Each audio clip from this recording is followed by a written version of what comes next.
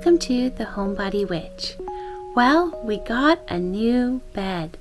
And finally, our mattress is no longer on the floor. We put up a proper bed frame and now have a nice big king-size bed that everyone can sleep in together because Cooper likes to sleep in the bed, as does Tuffy the cat, so it can get quite full. And we just got the bed yesterday and we are loving it. I think it makes the room look a little more put together, although I have some more cleaning up and organizing to do, as you can see with that bookcase over there. It's kind of a mess.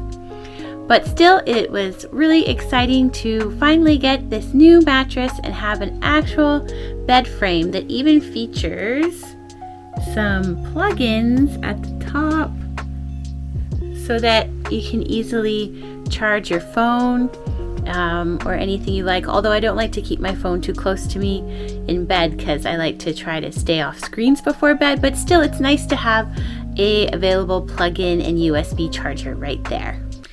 In a video I made for my Gently Being channel, I mentioned how I was embracing Celtic Advent this year. And one of the things that I do is every day I light a candle. And I've really been enjoying this process. It just sort of slows you down even for that brief moment that you're lighting the candle. And I really think that this time of year in the Northern Hemisphere is perfect for embracing more soft candlelight and allowing to see the difference that a little light can make in those dark nights that we now have. Also, I mentioned in the video that I was going to read each night before going to bed. And this is something that I very much have stuck to, and I thought I would share some of the books that I have read over the past week. So first up, the Canadian publishing company Biblio Oasis puts out these delightful old Christmas ghost stories each year. And they are always illustrated by the artist Seth. And these are the three that came out this year. So I read The House by the Poppy Field, also A Room in a Rectory, and my favorite one from the three for this year was Arthur Conan Doyle's The Captain of the Pole Star, which was a wonderful ghost tale that takes place on a ship that's stuck in the Arctic. It was very atmospheric and I thought a lot of fun. But once again, I enjoyed all three. It's become a tradition here for us to pick up the Biblio Oasis ghost stories that they put out for Christmas time, and I really recommend them. Each one also has a few illustrations within the covers that feature Seth's work, so they're just a total delight to have, and they're just nice, short, and linked, so you can read one right before bed. I continued with the short story theme and read this book, Stories for Christmas and the Festive Season, and it's a collection of Christmas short stories that are written by women. And the book itself, I like how they laid it out. It goes chronologically in terms of the Christmas season. So you start earlier in the season and move your way all the way to Christmas Eve and then Christmas Day and a little post-Christmas. So I really liked how they set up the stories and how they organized them. The first few stories I actually was not very into. They weren't really my taste and didn't capture the Christmas season in a way that I really enjoyed, so I was a little concerned about it. But once it moved on, I think it was about the third short story, I really enjoyed it. Just let me double check here.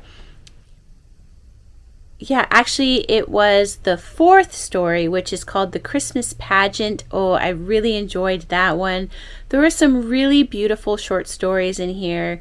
Christmas Bread by Kathleen Norris was really delightful. Christmas in a Bavarian Village was a really interesting story. So I really recommend it. I think it has a variety of styles and approaches to the Christmas season. So while I had my favorites that I found within the book, I think everyone would probably pick out different ones. And all the stories truly are short stories. There's not one that's very long. I think a lot of them were actually, they're republished and were originally in magazines many decades ago. So they're nice and short and easy to read before bed. And if you're looking for some Christmas reading, I definitely recommend it. Now you may have noticed behind me this beautiful cover of the book Minka and Curdy, The Enchanting Story of a Writer and Her Cats by Antonia White.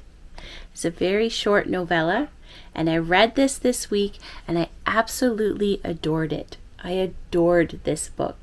It's about a writer whose older cat has passed away, and she's not sure if she wants to get any new cats. But through a series of events actually ends up with 2 kittens, and she's really worried that they're not going to get along. And it's the story of how she gets these 2 kittens, Minka and Curdy, and what happens when they have to cohabitate in the same home together. I really enjoyed the book. It really tries to take the perspective of the nervous owner, but also what the cats are thinking and how they are trying to understand their relationship. And if you have any pets, I think you would also enjoy the book. It really reminded me of when I brought Teffy the cat into this home, and Teffy and Cooper getting to know each other and figure things out. Even though Cooper's a dog, I could still really relate to the story. It is definitely a perfect cozy read, very short. You can read in a day or a weekend if you like. If you're looking for something that'll just make you smile and feel good, then I definitely would recommend Minka and Curdy. So the magic for this week in the Homebody Witch's home was making it more cozy with a new bed. It also has some nice Christmas sheets, because I had to get new sheets, so why not, get ones for the season.